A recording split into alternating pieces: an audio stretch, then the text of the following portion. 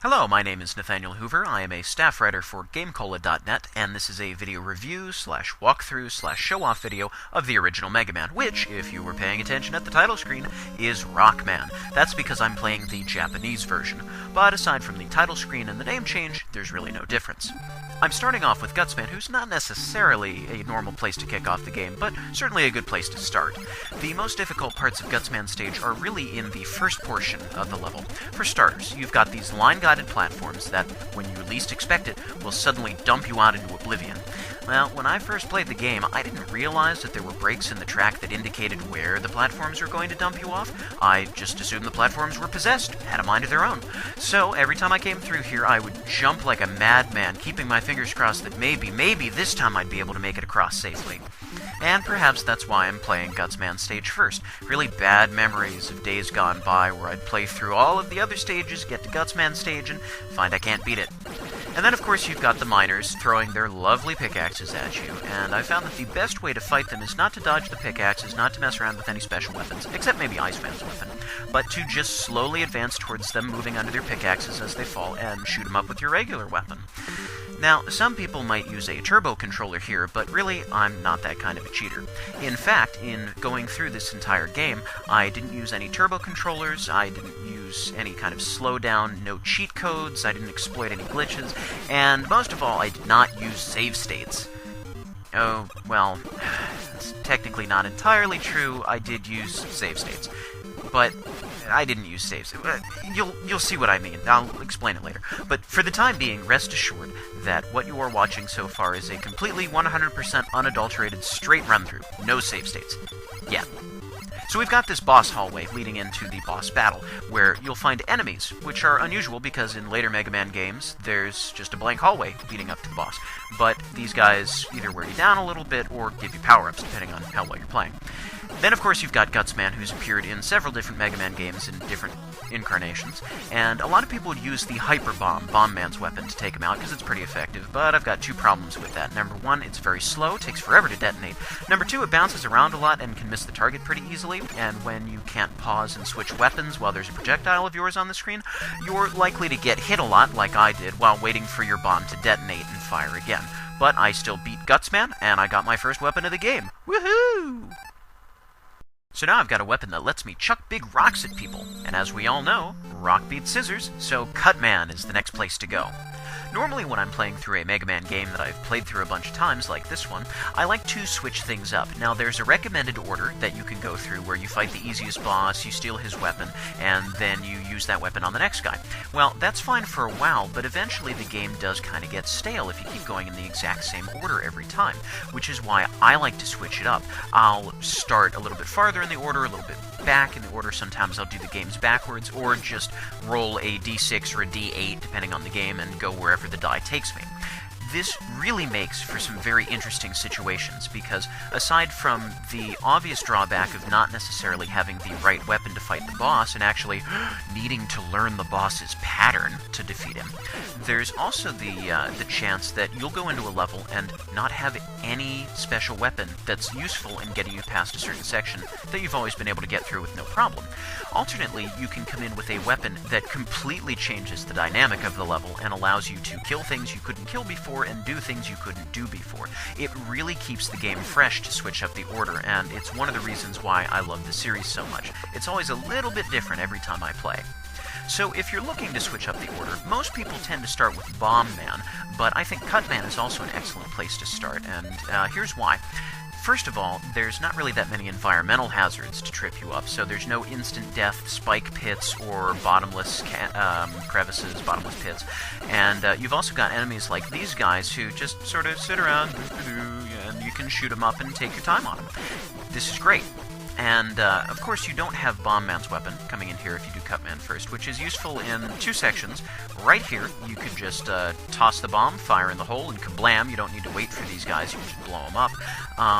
And it's useful coming up here at the top of the ladder in the moment. However, these are about the only two spots in the entire game where Hyper Bomb is useful unless you're daring enough to use it on Gutsman. So, yeah, here you toss a bomb, you set it, and forget it. Kablam! And these guys are toast. So again, you can run right through them. You you can sit around here and shoot them up, but it's a pretty good place to start. Now, I had started to say earlier that I didn't use save states, but I really use save states, so let me explain what I meant about that. Due to the limitations of my recording software, I needed to take a break after roughly every level to stop the recording process and then start over again.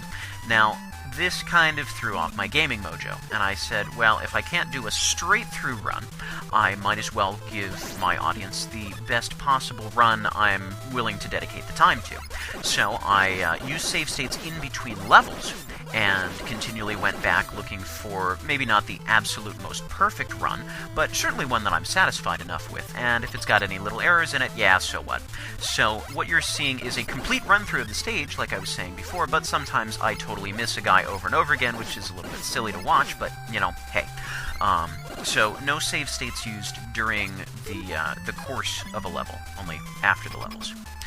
And that also leads to interesting situations like here. Cutman, these 2 blocks, you pick him up, you toss him at him, he's gone, dead in 2 hits. Unless you miss. Then the battle gets a little interesting. Well, maybe I can take him down to half health.